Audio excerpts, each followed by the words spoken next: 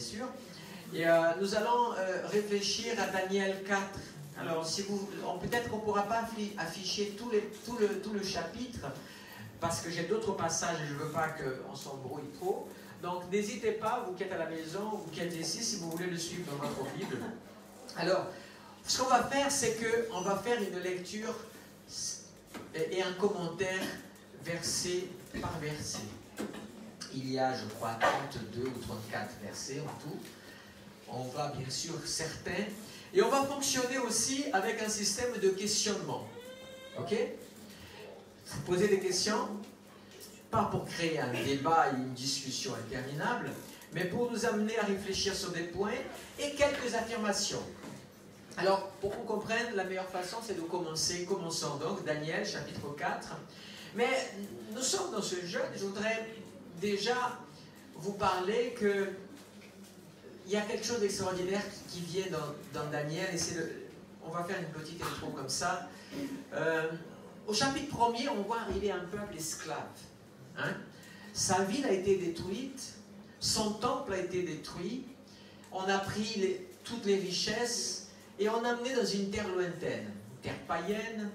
Et nous avons ici un rapport de force entre les vainqueurs, les maîtres, ceux qui ont gagné, c'est-à-dire les Chaldéens, Nebuchadnezzar, tout ce beau monde-là, sont triomphants, etc.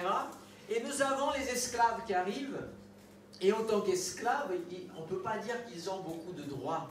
Vous voyez, ça va et ça vient, c'est bizarre ce truc-là. Et donc, ils n'ont pas beaucoup de droits. Mais le chapitre 1er, et c'est ça qui est bien, et c'est ça qui est merveilleux pour le peuple de Dieu, c'est que Dieu ne laisse jamais ses enfants en dessous. Il a des promesses pour ses enfants, pour les placer toujours à la tête, à la direction, en haut, tête et non la queue. Et donc, une chose intéressante, c'est que dans le chapitre 1er, nous avons déjà un rapport de force spirituelle qui se fait. Mais comme Daniel et ses collègues sont fidèles, on a vu ça la fois dernière, tout de suite, il y a un renversement déjà. Il y a un renversement dans le sens que Daniel prend le pouvoir. Il prend le pouvoir sur ceux qui le surveillent, sur ceux qui le guident, et il prend le pouvoir aussi sur tous les autres qui lui sont égales, puisqu'il devient quelqu'un qui est au-dessus de tous les autres, en sagesse, en intelligence et en grâce, lui et ses amis. On voit qu'il y a un rapport de force. Et puis on arrive au chapitre 2, et là, Daniel va affermir son autorité, qui il est, au travers de ce... Dieu va créer ce phénomène du rêve de Nebuchadnezzar, et tous les sages, tous les autres, ne vont pas arriver à donner ni recevoir la révélation du songe, parce que le défi est terrible. Il fallait deviner ce que le roi avait révélé. Je veux dire que comme demande comme ça, ils disent, un roi n'a jamais demandé ça des serviteurs. Vous allez, facile de dire, vous allez interpréter, voici le rêve. Ou alors quelqu'un des fois vient, pasteur, j'ai fait un rêve, est-ce que vous pouvez me dire ce que vous en pensez et tout. Et c'est toujours, comment on va faire, qu'est-ce qu'on va répondre. Mais là c'est un pire, c'est d'abord tu me dis ce que j'ai vu. Et Daniel va dire et interpréter. Et à partir de là, il va commencer à avoir une place spirituelle au-dessus. Le roi va même tomber à genoux à ses pieds. Au chapitre 3, ce sont les amis de Daniel qui vont prendre un pouvoir spirituel. Dans l'affaire de la fournaise ardente. Où là encore, ils vont se positionner, nous n'adorerons pas cette statue. Et donc, ils vont être mis à la fournaise, ils vont sortir indemnes, le nom de Dieu va être glorifié, et du coup le roi va dire « Waouh, il est vraiment Dieu, votre Dieu, et vraiment je ne veux pas entendre parler du mal de lui. » Donc le chapitre 1, 2 et 3, c'est un renversement de pouvoir. Celui qui pense dominer ne domine pas, celui qui pense gouverner ne gouverne pas, mais il y a quelqu'un qui travaille dans l'ombre pour ses enfants et qui renverse la situation. Qu'est-ce qui se passe au chapitre 4? Il manque une chose, et c'est celle qu'on va trouver dans le chapitre 4. Alors voilà ce que dit donc le chapitre, verset 1er. Moi, Nebuchadnezzar, je vivais tranquille dans ma maison et heureux dans mon palais. Quand j'ai lu ça, j'ai souri. C'est bien ça, non? C'est le rêve un peu de tout le monde. Je vis tranquille dans ma maison et je suis heureux dans mon palais. Est-ce que Dieu a un problème avec ça? Dieu n'a pas de problème avec ça. Hein? Le psaume 23, nous connaissons tous le psaume 23. Le verset 6, il dit quoi? Oui, le bonheur et la grâce m'accompagneront tous les jours de ma vie et je reviendrai dans la maison de l'Éternel pour la durée de mes jours. Donc Dieu n'a pas de problème que tu vives tranquille, que tu sois heureux et il n'y a aucun problème. La question qui se pose est, de qui vient le bonheur? C'est ce qui importe pour Dieu. Tu es heureux? Tu vis dans le bonheur? Tu vis dans la richesse? Tu as la paix avec tout le monde? Mais est-ce que tu sais d'où ça vient? C'est le problème de Nebuchadnezzar. Merci ma sœur. Que le Seigneur te fortifie, c'est gentil. Il sera bien utile. Première question donc à réfléchir, c'est bien, je suis tranquille, je vis bien. Est-ce que tu sais à qui tu le dois? Beaucoup de gens disent, ah, j'ai déjà rencontré beaucoup de gens qui disent, non mais moi tout ce que j'ai, je le dois à mon travail. N'est-ce pas? Ah mais je le dois à mon travail. Ah mais toutes mes créations, je le dois à mes talents. Ou d'autres diront, mais tout ce que j'ai pu créer, je le dois à mon intelligence, à mon argent, à ma richesse, à mon héritage même peut-être, hein, de famille riche. Et là, quand tu dis ces choses-là, quand tu vis ces choses-là, tu commences à avoir un problème avec l'auteur véritable de ton bonheur. C'est ce qui se passe là avec Nebuchadnezzar.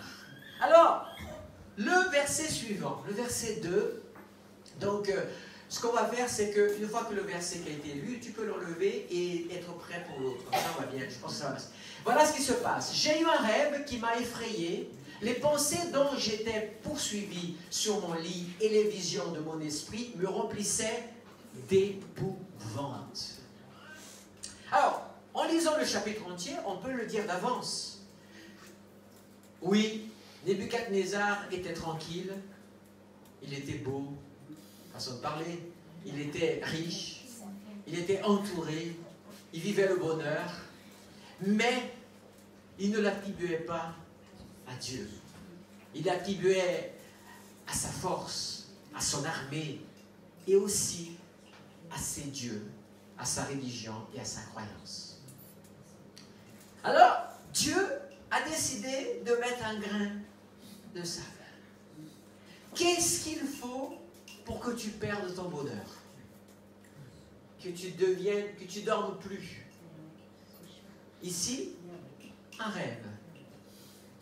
Simplement un rêve. Vous imaginez un homme d'une telle puissance, d'une telle intelligence, d'une telle préparation, puisque vous avez lu que dans le chapitre 1er de Daniel, c'est le roi lui-même qui va interroger les grands sages. Donc il était doté aussi de connaissances, de sciences et de tellement de choses. Un rêve seulement. Et le voilà maintenant angoissé, dérangé son esprit. Et ça, j'ai appelé ça « Pourquoi attendre d'être dérangé ?» Pourquoi attendre? Alors, Matthieu, chapitre 7 et verset 24, il faudrait lire ce verset. Ainsi, quiconque entend de moi ces paroles et les met en pratique sera semblable à un homme prudent qui a bâti sa maison sur le roc. J'ai envie de dire à toute personne qui vit et que tout va bien, sois prudent. Sois prudent avec tes paroles. Sois prudent avec tes choix. Sois prudent avec ce que tu fais. Et surtout, de qui vient le bonheur? Est-ce que tu le sais? Si tu le sais, alors j'ai cette parole de Jésus aussi pour toi. Donne à César ce qui appartient à César, mais surtout, Donne à Dieu ce qui appartient à Dieu. N'attends pas d'être dans le malheur. Ne fais pas de ta vie tranquille, dans ton bonheur apparent, comme des vacances qui ne s'arrêtent jamais dans ta vie. Pourquoi j'aurais besoin de Dieu? J'ai tout ce qu'il me faut. Pourquoi j'aurais besoin de prier? Pourquoi j'aurais besoin de jeûner? Pourquoi j'aurais besoin de venir à l'église? Tout va bien. Ça va bien dans mon couple. Mes enfants m'adorent et obéissent. Mon patron, alors il ne jure que par moi. Mon salaire vient d'être augmenté, triplé même. Il y a une personne qui dit Amen? Vous ne souhaitez pas des choses comme ça? Vous allez voir, Dieu n'a pas de problème avec ça. La question c'est, à qui tu rends ces choses? À qui tu rends ces choses? N'attends pas pour chercher Dieu, pour t'interroger quand ça va mal. Le verset 3 jusqu'au verset 5, j'aimerais le lire avec vous aussi. Alors il est dit, je donnais l'ordre de faire venir devant moi tous les sages de Babylone afin de lui faire connaître l'explication du rêve. Donc il veut savoir de quoi il s'agit. Alors vers les magiciens, les astrologues, les chaldéens et les devins, je leur dis le rêve, mais ils ne m'en firent pas connaître l'explication. Ils ne savaient rien en fait, ces gens-là. C'est incroyable quoi. Ils étaient les devins. Où sont passés les devins là? C'est celui qui devine normalement. C'est incroyable. Mais c'est fou comme les gens sont parfois naïfs de croire qu'il suffit d'aller voir un marabout, de voir un cartomancien, un astrologue, je ne sais pas quoi, et qu'ils vont régler les problèmes de leur vie. C'est fou ça. C'est vraiment ne pas connaître celui qui a la solution à nos problèmes. Alors, il va le voir. Cette fois-ci, ce n'est pas comme au chapitre 2. Là, il va raconter le rêve. Ils ne savent pas. Ils ne savent pas ce qu'on vit de dire. Et je crois que le roi l'a pensé, et il a pensé fortement, parce qu'il a voulu tuer. Mais vous ne servez à rien du tout. Je vous paye... vous savez, le roi, il dit, écoutez, vous servez à quoi là? Je vous paye votre salaire. Je vous donne le 13e, 14e, 15e, 16e, 17e et 18e mois. Je vous donne des vacances à volonté. Je vous nourris. Je vous donne le portable. Je vous donne la voiture de fonction. Je vous donne tout ce que vous avez besoin et vous êtes tranquille. Et quand j'ai vraiment besoin de vous, vous ne servez à rien. Un patron qui a un employé comme ça, je peux vous assurer qu'il ne sera pas du tout content dans cette affaire-là. Alors, ma question c'est, pourquoi... Non, je vais lire le verset 5, parce qu'il est intéressant. En dernier lieu, se présenta devant moi Daniel, nommé Belchazzar, d'après le nom de mon Dieu, à qui en lui l'esprit des dieux saints, je lui dis le rêve. On reste là une seconde. Ce qui m'a choqué, c'est le en dernier lieu. Attends, en dernier lieu, Daniel, permettez-moi la familiarité du mot, c'est le gars qui a résolu ton problème il y a quelque temps, alors que tu étais prêt à tuer tout le monde. Là, tu as un rêve, tu es troublé, et tu n'as pas pensé à te dire, vite, amenez-moi Daniel. Il y a quelque chose qui ne va pas. Il y a quelque chose qui ne va pas dans le monde aussi. Et ma question, c'est pourquoi Dieu devrait être une roue de secours dans ta vie? À quoi ça sert une roue de secours quand tu crèves? Sinon, elle passe longtemps dans le coffre inutilement. Mais tu peux dire à tout le monde, j'ai une roue de secours. Pourquoi Dieu est-il une roue de secours dans ta vie? J'ai Dieu. Vous sortez dans la rue, oui, je crois en Dieu. Mais Dieu est une roue de secours. Les gens, et le plus terrible dans tout ça, c'est que les gens se tournent vers Dieu quand ça va mal. Alors, si on est chrétien, on aime le Seigneur. Oh Seigneur, je vais jeûner pour sortir de cela. Seigneur, regarde-moi, aie compassion et miséricorde de moi. Si on n'a pas la crainte du Seigneur, on dit, eh bien, dis donc, C'est comme ça que tu existes. Tu permets la misère, tu permets les tremblements de terre, tu permets la mort des enfants, tu permets ça. Où est Dieu? Où est Dieu? Où est Dieu? Vous voyez, quand ça ne va pas, on se tourne vers Dieu pour le bien comme pour le mal. On a un problème. Pourtant, notre attitude, c'est de chercher Dieu en dernier. Ce qui n'aurait pas dû être. Ce qui ne devrait jamais être. Matthieu 6, 33, c'est un verset très connu. Cherchez premièrement son royaume et sa justice, et tout cela vous sera donné par-dessus. Et ensuite, le psaume 16 et le verset 11. Si tu cherches Dieu en premier, tu pourras dire ceci. Tu me feras connaître le sentier de la vie. Il y a abondance de joie devant ta face, des délices éternelles à ta droite. On devrait savoir ça. C'est merveilleux la présence de Dieu. Mais ne fais pas de Dieu la roue de secours. C'est pas bon ça. C'est vraiment pas bon. Hein? On appelle Dieu que quand ça ne va pas. Vous savez, Dieu n'est pas pompier non plus. On appelle que quand il y a le feu. Dieu n'est pas ou un accident. Dieu n'est pas non plus le SAMU quand la chose est vraiment grave.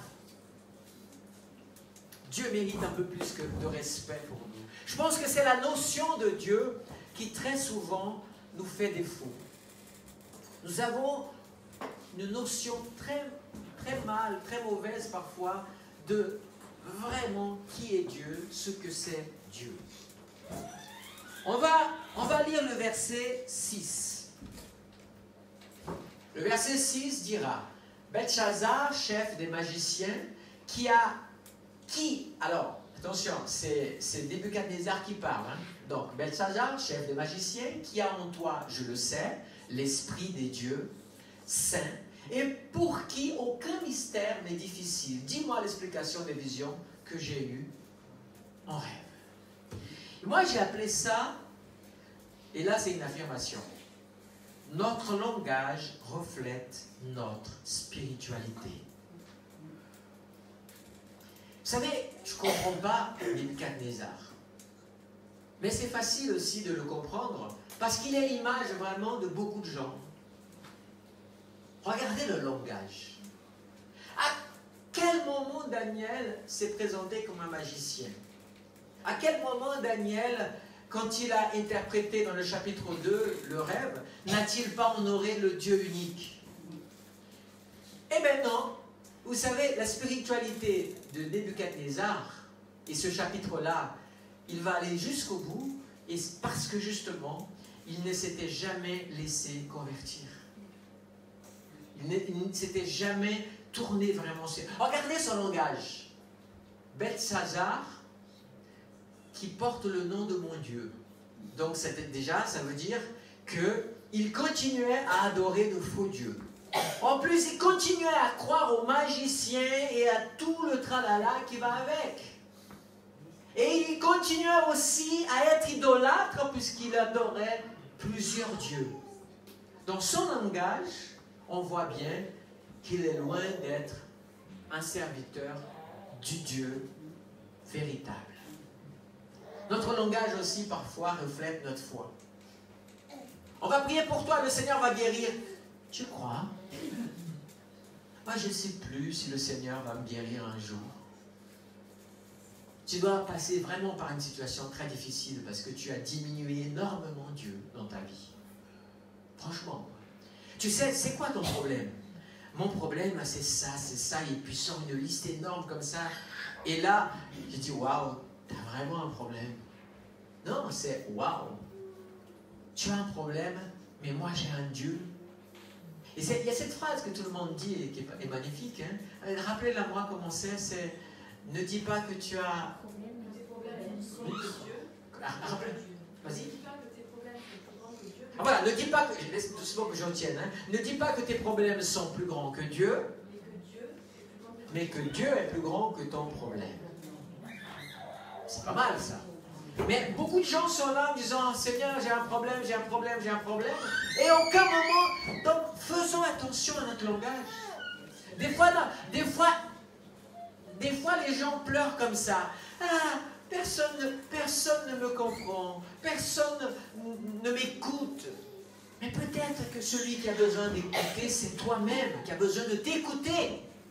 Écoute ce qui sort de ta bouche. Sois conscient de ce qui sort de ta bouche, parce que très souvent, ce qui sort de ta bouche est le reflet de ce qu'il y a dans ton âme.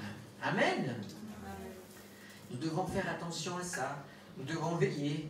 Vous savez, le roi, je ne comprends pas le roi Belshazzar dans ce domaine-là. Pardon, Nebuchadnezzar. Il avait eu 2 expériences. On ne peut même pas dire. Là, on peut parler des chrétiens. Je ne comprends pas certains chrétiens qui continuent à ne pas avoir la foi pour des choses grandioses. Continuent à douter de miracles. Parce que Nebuchadnezzar, il avait vu le Dieu de Daniel révéler le songe qu'il avait eu et donner l'interprétation. Mais bon, ça ne s'est pas arrêté là. Il a vu Dieu dans une théophanie de Dieu. N'a-t-il pas dit, dis donc, on n'a pas jeté 3 garçons dans la fournaise ardente, et j'en vois 4 et le 4e ressemble au Fils des dieux. Il aurait pu dire le Fils de Dieu, théophanie de Jésus, mais comme il est encore idolâtre, Fils des dieux. Bon, on lui pardonnera qu'à moitié. Parce qu'il avait déjà vécu cette expérience. Et le voilà qui tient un tel langage. Honte soit Nebuchadnezzar d'avoir un langage comme ça. Honte soit à nous chrétiens quand nous, avec les expériences que nous avons déjà eues avec Dieu, que nous vivons, nous soyons toujours dans le doute et dans le questionnement et dans le recommencement éternel de nos vies, au lieu d'avancer. Amen. On va lire maintenant le verset 7 jusqu'au verset 9. Alors, voici les visions de mon esprit, donc il va raconter. Pendant que j'étais sur mon lit, je regardais, voici au milieu de la terre un arbre d'une grande hauteur. Cet arbre était grand et fort, sa cime atteignait le ciel, et on le voyait des extrémités de toute la terre. Waouh! Son feuillage était beau et ses fruits abondants. Il portait de la nourriture pour tous. Sous lui, les bêtes des champs trouvaient de l'ombre. Dans ses branches habitaient les oiseaux du ciel et tout être vivant tirait de lui sa nourriture. Waouh! Dis donc, c'est admirable ça ou pas? Franchement, quand je regarde ça, Nebuchadnezzar était extraordinaire. Regardez cet arbre. Alors, c'est vrai qu'on est là, on connaît l'interprétation, donc, puisqu'on a lu le chapitre, mais il raconte ce rêve. Et il est évident qu'il n'est pas fini là, parce que là, il n'a pas de quoi. Vous dites, oui, mais avec un rêve pareil, vous vous levez, vous dites, waouh, waouh, waouh, je dis amen, je dis amen, je dis amen. Le problème, c'est qu'il y a une suite dans le rêve qu'on n'a pas encore lu. Mais j'ai envie de faire ici une affirmation. Dieu bénit pour être une bénédiction pour les autres. Gardez cela dans votre esprit. Si vous êtes béni, ce n'est pas pour vous-même. C'est pour que vous soyez, vous, une bénédiction pour les autres. Vous vous rappelez de Jésus et la Samaritaine? Si tu bois de l'eau que je te donne, tu deviendras toi-même une source d'eau. C'est ça, la bénédiction de Dieu. Dieu te bénit. Dieu n'a pas de problème avec ça. Te donne la paix, le bonheur, la joie. Mais j'ai appelé le message d'aujourd'hui, à qui appartient la gloire et la domination? C'est sache à qui tu dois. Et très important, si Dieu te bénit, c'est pas pour faire comme dans Luc 12, 20. Jésus a raconté l'histoire de cet homme qui était très riche. Il avait dit, waouh, j'ai tellement de biens, j'ai tellement de richesses, que je vais agrandir mes dépôts, mes entrepôts. Je vais encore emmagasiner plus et je dirai, mon âme, mange, bois, réjouis-toi. Dieu n'a pas aimé ça. Parce que ce monsieur, on va avoir l'éducation, il ne savait pas d'où venait sa bénédiction. Il ne savait pas reconnaître à qui il la devait. Il devait certainement penser qu'il ne la devait qu'à lui-même. Et c'est pour ça que tout d'un coup, il entend, mais Dieu lui dit insensé ou alors fou. Mais ça ne va pas, non? De dire une chose pareille. Je t'ai béni. C'est pas pour que tu en profites seul, mais que tu partages ton Père. Tu partages ce que Dieu t'a donné. Insensé, cette nuit même, ton âme te sera redemandée. Et ce que tu as préparé, à qui cela sera-t-il? Voilà une question.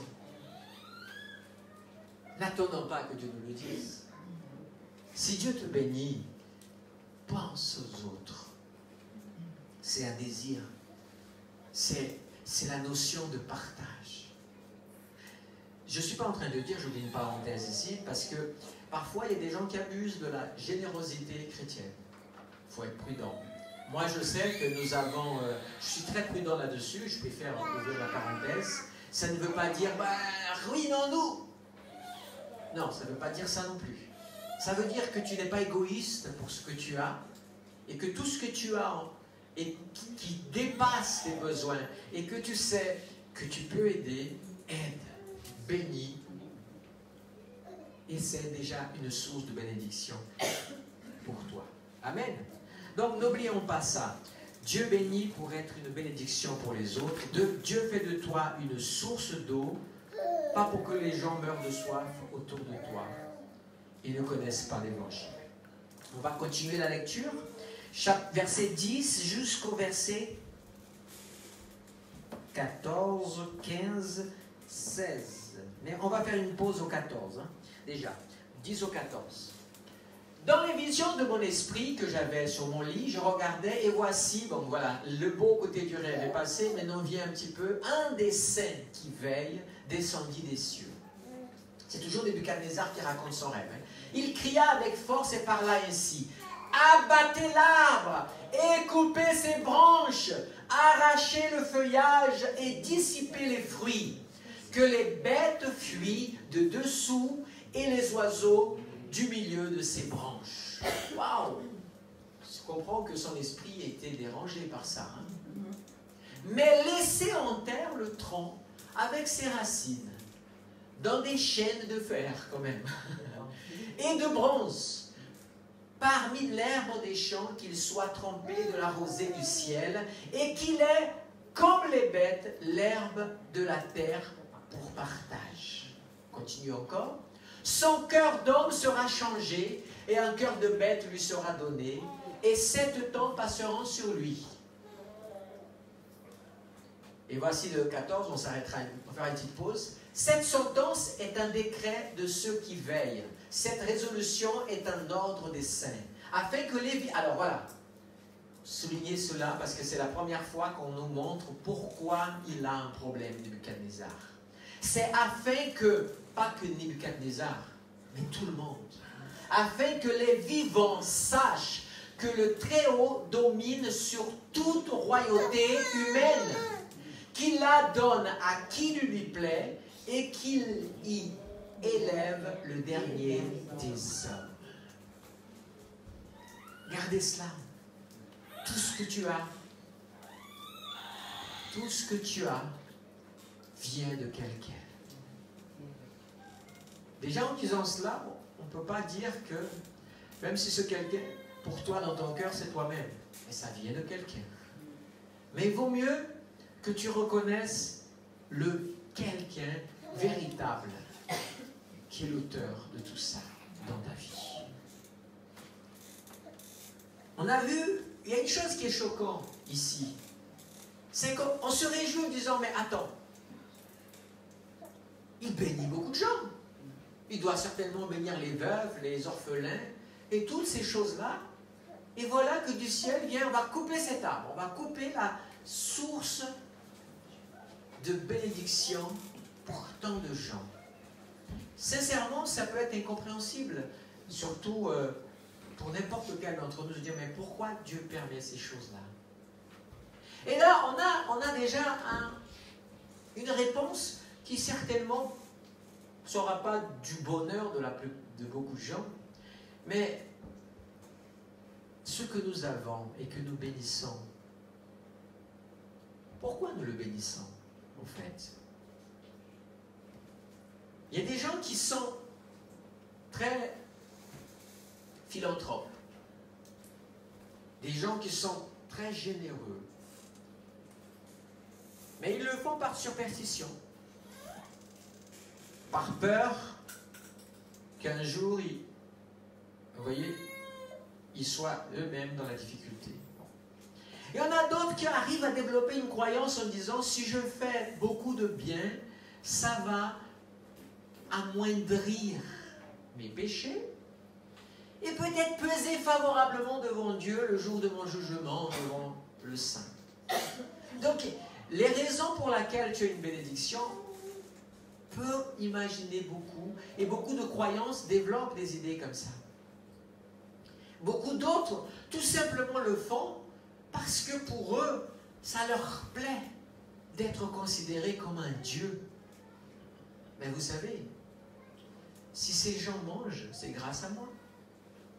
Si ces gens ont beaucoup de choses, depuis que, vous savez, je vais vous dire une chose, c'est un des problèmes, par exemple, du monde politique. Le monde politique a cette tendance à se prévaloir de tout ce qu'ils font. Et c'est un peu normal, vous allez me dire, ben oui, ils font des choses et du coup ils peuvent être réélus.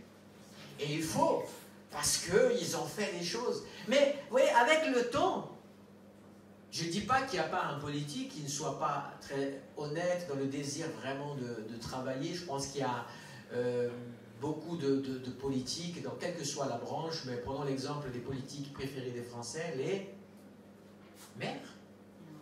Ouais, le maire est quand même le politique préféré des Français. À cause de la proximité, il y a des maires qui font un travail extraordinaire dans leur ville, dans leur commune, et que vraiment les gens sont contents, et on voit, leur état d'esprit certainement doit jouer quelque chose. Mais je veux parler surtout de cet état d'esprit où, vous savez, on arrive peut-être à la présidence de la République, où on arrive à un endroit et puis on a dit, voilà, on a fait 2-3 choses là, ici et là, et puis voilà. Et puis, quand il arrive le moment des élections, chacun y va avec son petit programme de ce qu'il a fait. Bonjour madame, bonjour monsieur au marché, oui, oui. Mais voilà, écoutez, votez pour moi. Et qu'est-ce qu'il y a dans ce papier? S'il est un élu, déjà, il y a tout ce qu'il a fait. Il est en train de vous dire, vous voulez que je continue sur cette voie? Il faut voter pour moi. Et puis il y a l'autre qui est en opposition, il dit, écoute, il y a tout le mal que l'autre a fait, et il y a, mais moi je vais changer ça, parce que c'est ça la solution. Et tout le monde a la solution. C'est fou en politique comme les gens ont la solution pour tous les problèmes. Eh bien oui, c'est comme ça. Donc, il y a une espèce de revendication. Tout ça a tendance à oublier d'où réellement vient.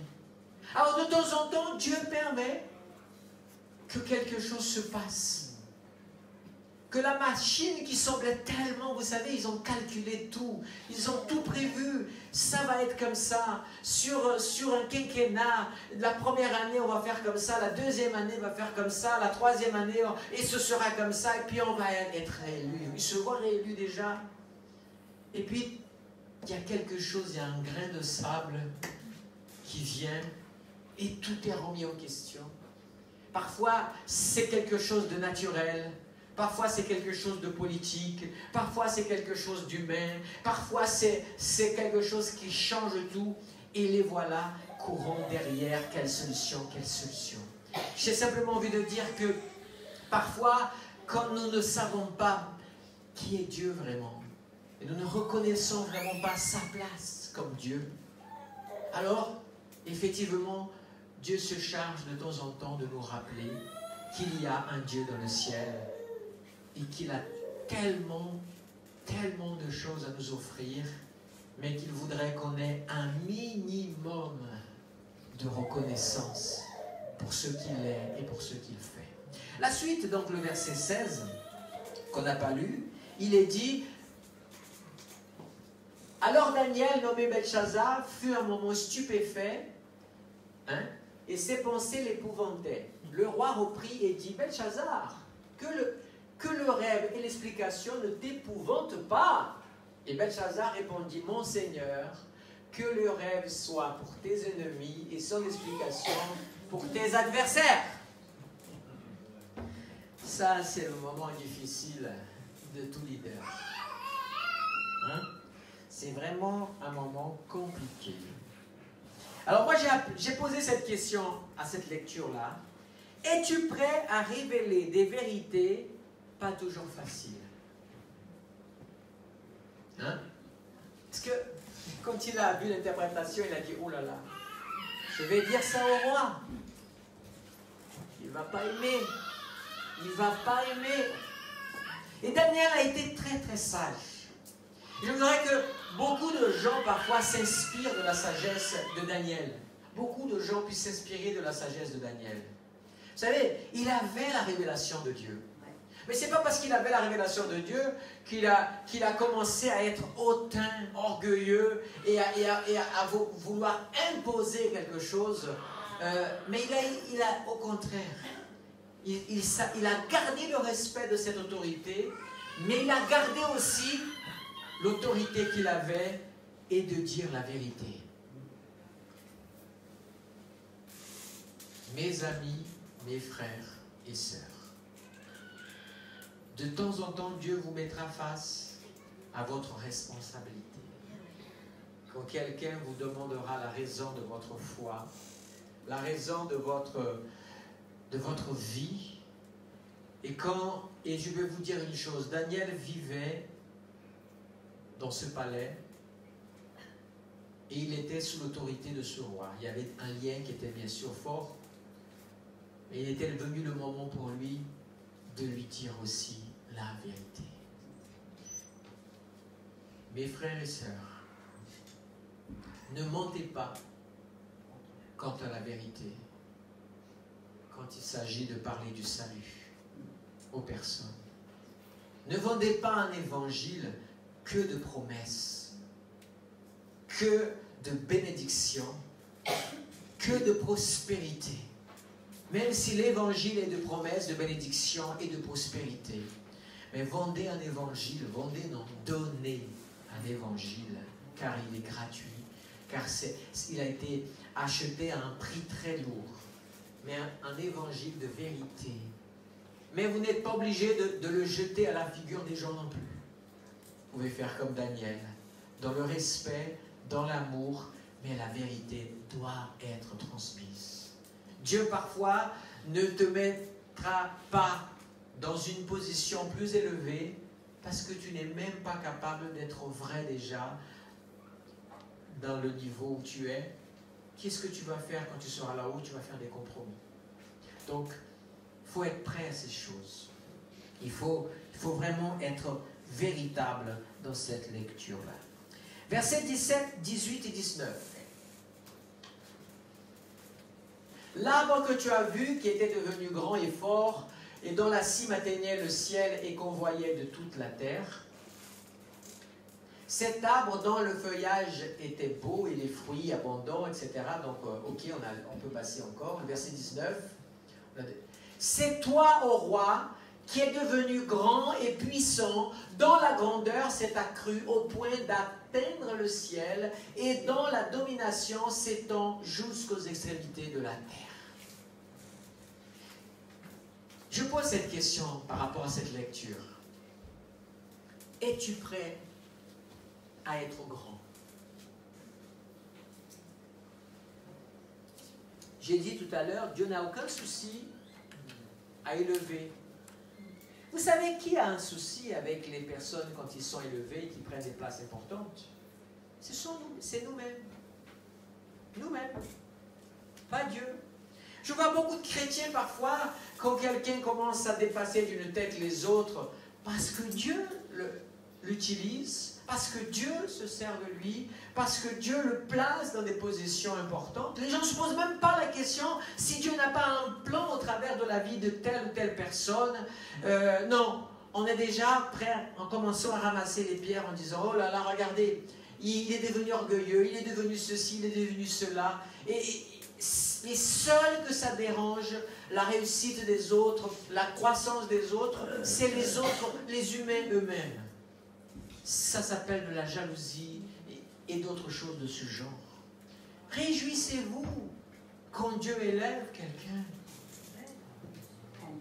Allez dans l'église. Si un chrétien, un homme ou une femme se lève et Dieu commence à l'utiliser et tout d'un coup, le pasteur l'appelle et dit, ben, écoute, super, merci, tu vas travailler, et commence à le mettre sur une place. C'est-à-dire, ah ben, le pasteur, il a ses chouchous. Ah ben lui, il est comme ça parce que, ah ben oui, il a gagné, c'est le prix du faillotage, hein. Forcément. Il n'y a que nous qui avons ce problème-là. Alors qu'en fait, on devrait se réjouir. Alors la question c'est, es-tu prêt à être grand? Vous savez, un homme, pour qu'il soit grand à l'extérieur, aux yeux, et qu'il soit à la hauteur, il faut qu'il commence à être grand à l'intérieur. Important, homme ou femme. Dieu a la mission de ta grandeur. Grandeur d'âme, grandeur d'esprit, grandeur de personnalité, grandeur de foi, grandeur de fidélité et grandeur même de qualité professionnelle et d'autres qui seront appréciées aussi auprès de la société dans laquelle tu te trouves. Dieu t'amènera là où ta grandeur est capable d'aller sans, et on parle ici de grandeur dans le sens le plus positif possible, hein? Nous avons un roi que Dieu avait élevé à un niveau, mais ce niveau était arrivé à une limite et Dieu allait le faire descendre bientôt. Ce serait dommage de monter. Des fois, des ministères ont perdu, mais on ne va pas s'étendre là-dessus, le temps passe vite, parce qu'au moment où la grandeur, ils sont devenus grands, ils ont perdu pied. Prions pour que Dieu continue à élever des hommes et des femmes qui lui sont fidèles. Daniel fait partie de ces hommes que Dieu a rendus grands, et bien d'autres aussi, parce que Dieu cherche des hommes et des femmes comme Daniel qu'il puisse rendre grands. Voilà. Vous vous rappelez, je vais simplement lire Genèse 12.2 et Agé 2.9. Regardez ce que Dieu dit à Abraham. Je ferai de toi une grande nation et je te bénirai et je rendrai ton nom grand. Deviens donc une source de bénédiction. Amen. Amen. C'est Dieu qui parle. Et Agé dira quoi? La gloire de cette dernière maison sera plus grande que celle de la première, dit l'Éternel des armées. Et c'est dans ce lieu que je donnerai la paix, oracle de l'Éternel des armées. Dieu n'a pas de problème de bénir notre Église. Dieu n'a pas de problème. Quel est le projet de Dieu pour son peuple? C'est que la génération d'aujourd'hui soit plus grande que la génération du passé. Je vais vous dire quelque chose qui peut paraître un peu choquant, mais c'est la preuve de notre faillite parfois spirituelle. Nous sommes tous attachés à cette idée, quand nous regardons le livre des Actes des Apôtres par exemple, nous voyons dans le livre des Actes des Apôtres des choses grandioses. Et donc, nous disons, waouh, waouh, waouh, waouh, waouh, c'est magnifique. Il y a eu l'église de Jérusalem, il y a eu l'église d'Antioche, ensuite il y a eu l'église d'Éphèse, etc. Comme églises qui ont dépassé les autres en termes d'aura. Dieu a fait des choses extraordinaires.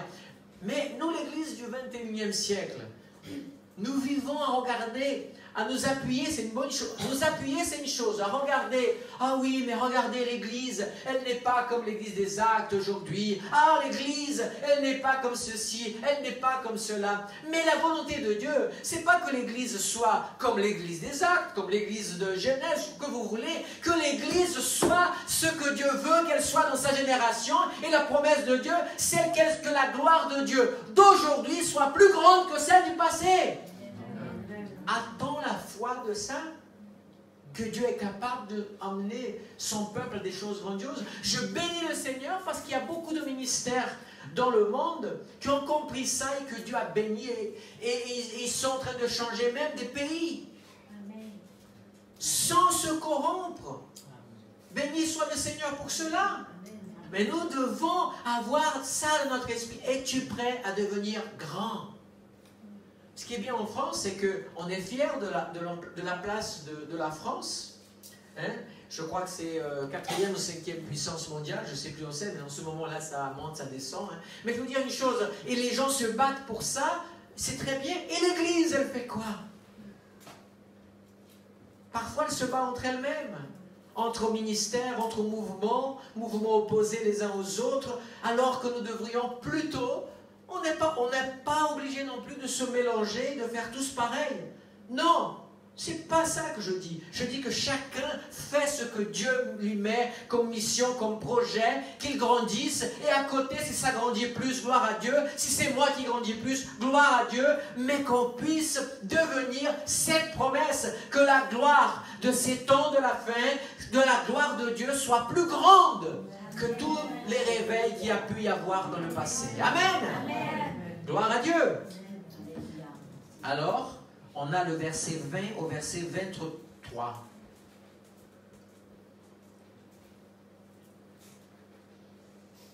Le roi a vu l'un des saints qui veillait, donc la suite de la lecture de Daniel, hein, abattait l'arbre, etc., etc. On passe, on a déjà vu, Daniel répète les paroles, donc on peut passer. Verset 21. Voici l'explication au roi, voici le décret du Très-Haut qui attendra mon Seigneur le roi. Boum, boum, boum, boum. Vient le moment où Daniel avait dit, oh là là, ça va être chaud maintenant. Mais il va dire quoi? Daniel va parler au roi le plus puissant du monde à cette époque et à ce moment-là de l'histoire.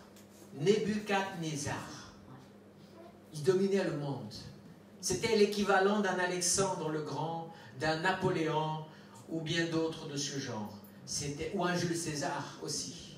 Mais voilà, il va dire, on te chassera du milieu des hommes, tu auras ta demeure avec les bêtes des champs, et l'on te donnera comme au bœuf de l'herbe à manger. Tu seras trempé de la rosée du ciel, et 7 temps, c'est-à-dire 7 années, passeront sur toi, jusqu'à ce que tu reconnaisses que le Très-Haut domine sur toute royauté humaine, et qu'il la donne à qui il lui plaît. Amen. Pas évident d'entendre ces choses. Hein? Plus tu es grand, plus tu es orgueilleux. Heureux ceux qui sont grands et qui ne basculent pas dans l'orgueil. Alors, je dis jusqu'au combien? Jusqu'au 23. Hein? D'accord. L'ordre de laisser la souche avec les racines de l'arbre signifie que ta royauté te restera quand tu reconnaîtras que celui qui domine est dans les cieux. Vous savez comment j'ai appelé ça? Être humilié ou s'humilier? Qu'est-ce que tu choisis? Jacques 4,10 et 1 Pierre 5,6 dit ceci. Humiliez-vous devant le Seigneur et il vous élèvera. Humiliez-vous donc sous la puissance même de Dieu afin qu'il vous élève en temps voulu. Beaucoup de gens. Je suis tombé il y a quelques temps sur, je ne sais pas ce que c'était, je ne me souviens pas, mais je suis resté comme ça un moment à regarder, c'était une vidéo qui était réseau, c'était les différentes marques, les grandes marques, et il y avait une espèce d'évolution sur je ne sais plus si c'était les 10 ou les 20 années, et il y avait toutes les marques que nous connaissons, mais je ne citerai pas, hein. Et j'ai vu que, en fait, ça n'arrêtait pas, quoi. Il y a certaines qui partaient du bas et qui montaient, et puis ensuite ils redescendaient à nouveau, et un autre. Et pendant ces 20 années, c'était l'histoire de toutes ces marques que nous connaissons tous, leur évolution. À un moment donné, aujourd'hui, nous pouvons dire, ah oui, dans la téléphonie, ceux qui gouvernent, c'est un tel ou un tel. Mais avant, il y a quelques années en arrière, c'était une autre marque. On ne jurait que par elle. Vous savez, commence par un A. mais voilà, peu importe ces choses-là, il y en a beaucoup qui commencent par A. Hein. Mais ce que je veux dire, c'est que la vie est tellement éphémère. Et quand tu es là-haut, sois humble. Et commence à être humble devant Dieu. C'est important. Vous savez, il n'y a pas pire moment que celui quand tu es dans la réussite.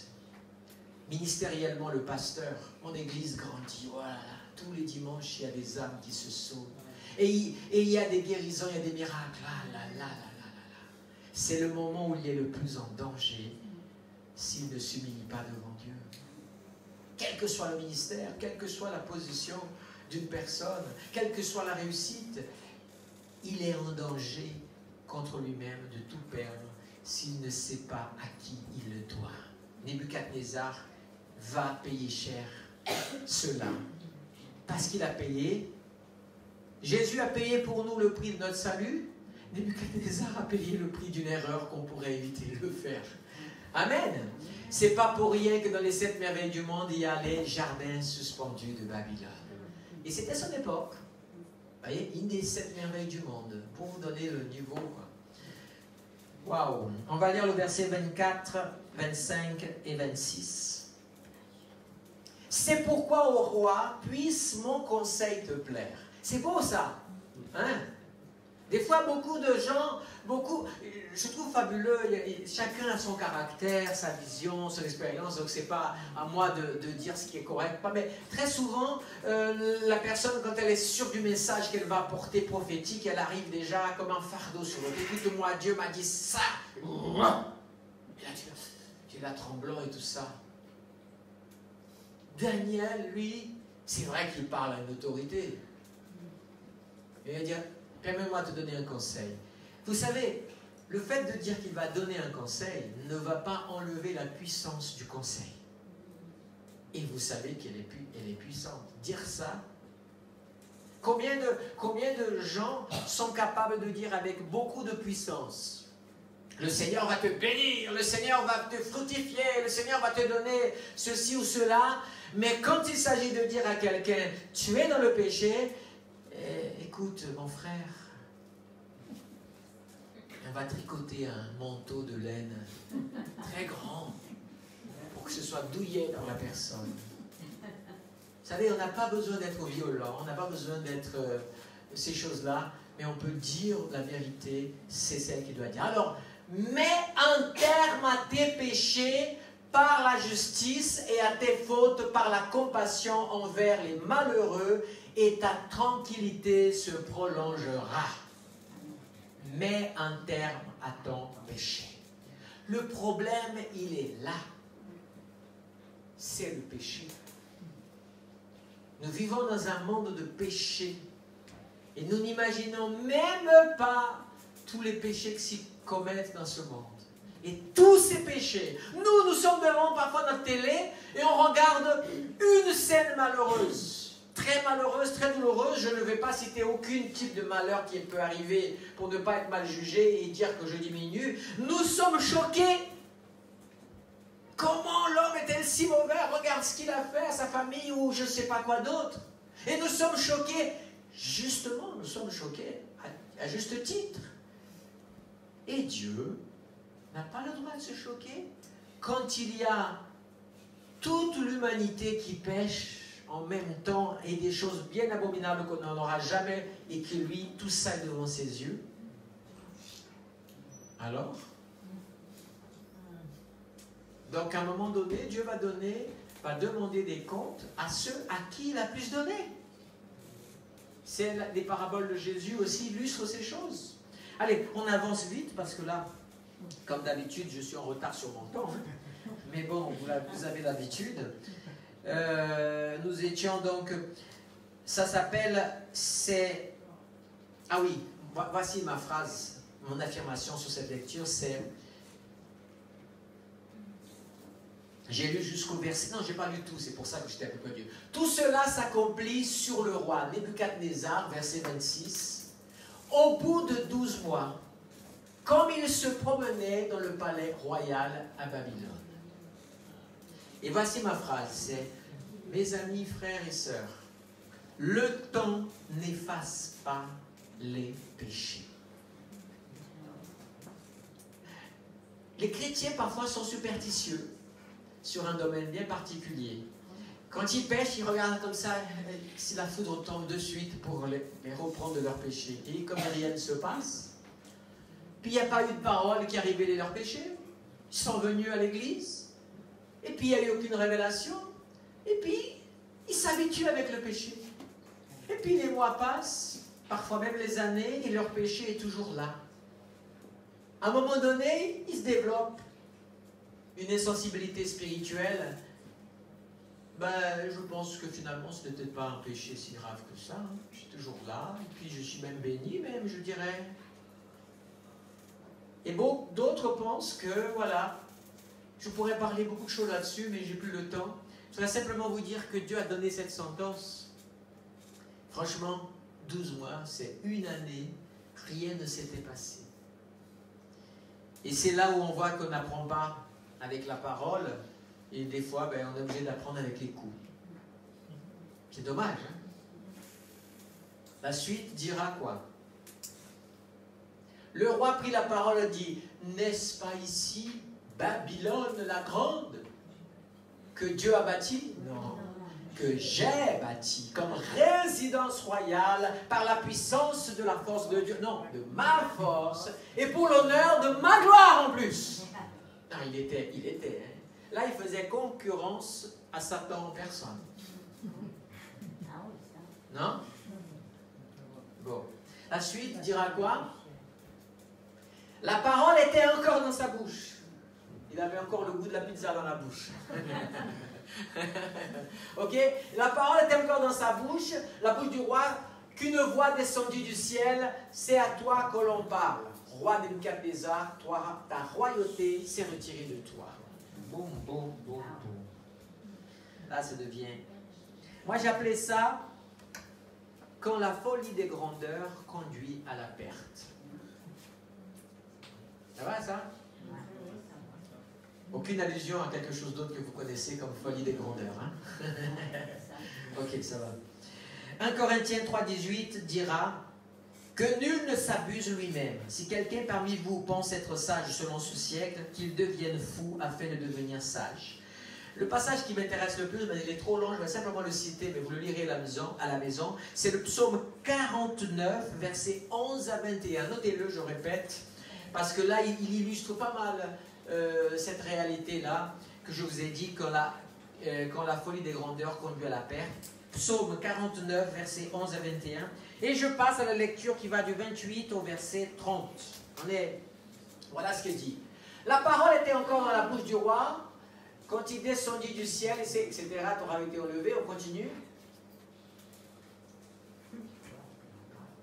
On te chassera du milieu des hommes, etc. Bon, tout ce que Daniel avait dit, ben, c'était arrivé. On continue au 30. Au même instant, la parole s'accomplit sur Nebuchadnezzar. Il fut chassé du milieu des hommes. Il mangea de l'herbe comme les bœufs. Son corps fut trempé de la rosée du ciel jusqu'à ce que ses cheveux poussent comme les plumes des aigles et ses ongles comme ceux des oiseaux. Si vous tapez Babylone sur Internet, vous allez trouver des images très illustrées de ce qu'il est devenu, enfin une façon d'illustration. Franchement, les images sont belles. Enfin, si on trouve beau par rapport à l'art, on va dire ah mais la réalité, je pense qu'il n'était pas beau du tout. Quoi. Il était devenu une bête féroce. Il était devenu une espèce de, pour parler en France, une espèce de bête de Gévaudan ou ce genre de choses. On va savoir. Enfin, c'est des illustrations de légendes, je ne sais pas quoi. Mais en tout cas, il était sûrement pas très fréquentable. Ça, c'est sûr. Ça, c'est sûr. Il a été humilié. Et là, en lisant cela, je vous dis une chose. Voici ma question. Pourquoi attendre le malheur pour se tourner vers Dieu? Hein? Pourquoi attendre le malheur? C'est fou, quoi. Ne tentez pas Dieu. En plus, tu as eu quelqu'un qui t'a parlé, qui t'a conseillé. Tu as eu des frères qui sont venus te voir et qui t'ont dit arrête, sors de ce chemin. Mais tu as resté têtu dans ton chemin et tu as laissé le temps. Mais quand le malheur arrive, tu ne le dois qu'à toi-même. De quoi se plaint l'homme? Qu'il se plaigne de ses propres péchés. On avance. Allez, on avance, versets 31 et 32.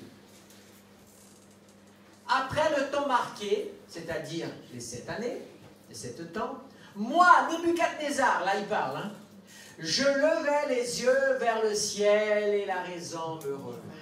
Oh là là. Enfin, il a fallu 7 années quand même. Hein. Et là, regardez, on n'a pas le temps maintenant, le temps est largement passé, je suis désolé. Si vous comparez à la maison maintenant les paroles de Nebuchadnezzar avec celles que j'ai soulignées au début, hein, là-bas au début c'était mon magicien, le nom de mon Dieu, il a l'esprit des dieux, et je sais pas quoi, et moi, et moi, et moi, et moi. Là il est converti. Il est né de nouveau, les amis. C'est une façon chrétienne de parler, quoi. Son cœur a été changé, son langage a été changé. Alors j'accélère en disant ceci. Notre langage reflète notre relation avec Dieu. Tout à l'heure, notre langage reflète notre spiritualité, notre langage reflète aussi notre relation avec Dieu. Il a eu cette année quelque chose entre lui et Dieu qui est inexplicable, mais en tout cas quand sa raison est revenue à lui. Et ce qui est beau, c'est que sa raison est revenue à lui quand il a levé les cieux. Cette image est très parlante. C'est très parlante pour nous. Alors, je pourrais vous dire beaucoup de choses, beaucoup de passages de la Bible, comme par exemple, l'homme bon tire de bonnes choses de son bon trésor, de son cœur, et le méchant tire de mauvaises choses de son mauvais trésor, car c'est de l'abondance du cœur que la bouche parle. Voilà, on peut dire ça. Je levais les yeux, notre langage. Le verset 33, il répète cette phrase. En ce temps-là, la raison me revint. L'honneur de ma royauté, ma gloire et ma splendeur me fut rendu. Mes conseillers et mes grands me réclamèrent. Je fus rétabli dans ma royauté et ma grandeur ne fit que s'accroître. Et c'est ça qui est intéressant. C'est que il va encore devenir plus grand. Mais sauf que quelque chose de plus grand a changé en lui. Amen. Amen. Avant, il était possédé de Dieu, des dieux. Il était possédé des dieux, entre guillemets. Maintenant, il sert Dieu. Et ce Dieu-là, et je répète, n'a pas de problème à te faire croître, à te faire grandir, à te faire avancer. Une fois que tu as vécu, tu as compris des choses. Dieu n'a aucun souci avec la grandeur de l'homme qu'il veut établir. Voilà. Et donc, on est vraiment au texte final. On a, je crois qu'il reste un verset, ou même pas si un verset.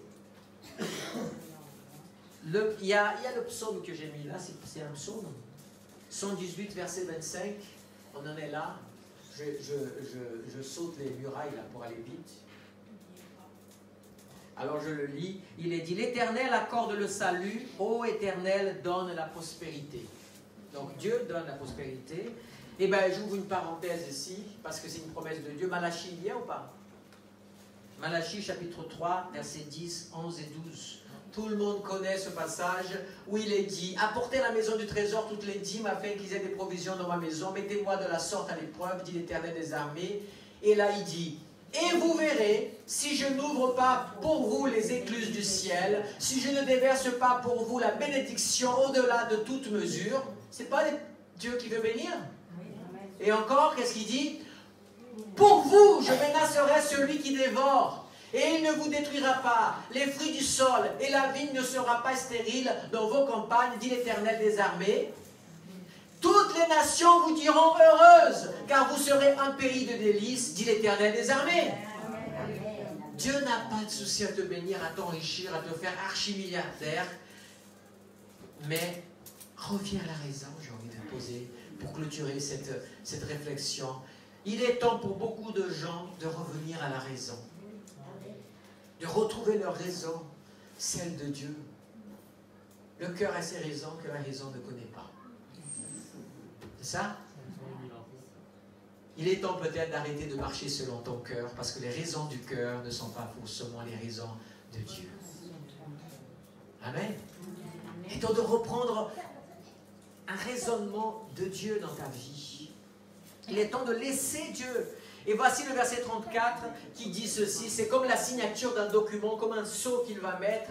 Il dit ceci dans le verset 34 de Daniel. Maintenant, moi, Nebuchadnezzar, je loue, j'exalte et je glorifie le roi des cieux, dont toutes les œuvres sont vraies et les voies justes, et qui peut abaisser ceux qui marchent, et il révèle le secret de son problème, orgueil. Il est temps de retrouver sa raison quand nous la perdons à cause de notre grandeur. Et il est temps aussi de... Et j'apporte cette affirmation finale. À Dieu seul revient la gloire, l'honneur, la puissance et le règne d'éternité en éternité. Si vous lisiez 1 Timothée 1,17, 1 Pierre 4,11, Ésaïe 25,1, Psaume 72,18 et des dizaines et des centaines de versets, il est question de donner à Dieu toute la gloire. Je t'invite à donner la gloire à Dieu pour tout dans ta vie. Vous savez ce qui s'est passé dans le chapitre 4 pour terminer? Eh bien, Dieu a renversé l'état de force. Et maintenant, dans le royaume le plus puissant du monde, Dieu règne et ses serviteurs règnent avec lui. Et le roi règne en reconnaissant à Dieu. Dieu est celui qui est capable de changer notre sort, de changer notre nation, de changer des choses et la bénir. Nous ne connaissons pas, nous nous contentons de bénédictions que nous pensons agréables, mais quand elles ne sont pas amenées comme une reconnaissance à Dieu, parce que l'homme met Dieu comme la dernière roue du carrosse, une roue de secours, mais quand Dieu est à sa place dans nos cœurs, dans nos vies, alors Dieu peut nous surprendre de manière extraordinaire. J'invite en terminant en disant, donnons à Dieu gloire pour tout ce que nous avons. Donnons Dieu à gloire pour tout ce que nous recevons. Tout ce que vous avez vient de Dieu. Que Dieu vous bénisse. Amen.